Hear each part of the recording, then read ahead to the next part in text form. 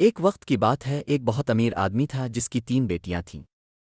ایک دن ایک صفائی کرنے والا ان کے گھر کی صفائی کر رہا تھا، مگر اسی وقت باپ نے ایک فیصلہ کیا۔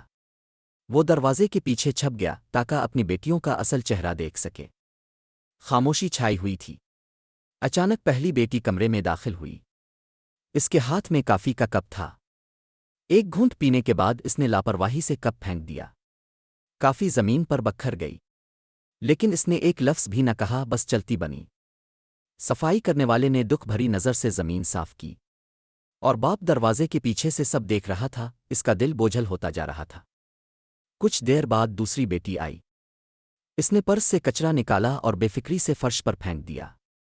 صفائی کرنے والا پھر خاموش رہا، بس آہستگی سے صفائی کرتا گیا۔ باپ نے یہ منظر بھی نوٹ کر لیا۔ پھر تیسری بیٹی اندر داخل ہوئی۔ اس نے دیکھا کہ صفائی کرنے والا سخت محنت کر رہا ہے۔ وہ رکی، مسکرائی اور کہا، آپ روز کتنی محنت کرتے ہیں، آئیے میرے ساتھ کھانا کھائیے۔ وہ دونوں کچن میں بیٹھے اور سادہ سا کھانا بانٹ کر کھا لیا۔ شام کو باپ نے تینوں بیٹیوں کو بلایا۔ اس نے ہر ایک کو ایک چھوٹا سا ڈبہ دیا۔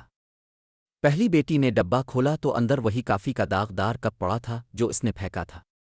دوسری بیٹی نے ڈبہ کھولا تو اس میں وہی کچرا تھا جو اس نے زمین پر پھینکا تھا۔ اور جب تیسری بیٹی نے ڈبہ کھولا تو سب چونک گئے۔ اندر نوٹوں کی گڈیاں اور ایک خط تھا جس میں لکھا تھا، میں دروازے کے پیچھے سے تمہارا دل دیکھ رہا تھا۔ میری تمام جائیداد، گاڑیاں اور دولت اب تمہاری ہے۔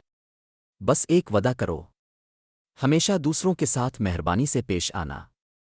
اگر آپ بھی مانتے ہیں کہ نیکی اور مہربانی سب سے بڑی دولت ہے تو دل کا ایموجی ڈالیے اور سبسکرائب کیجیے۔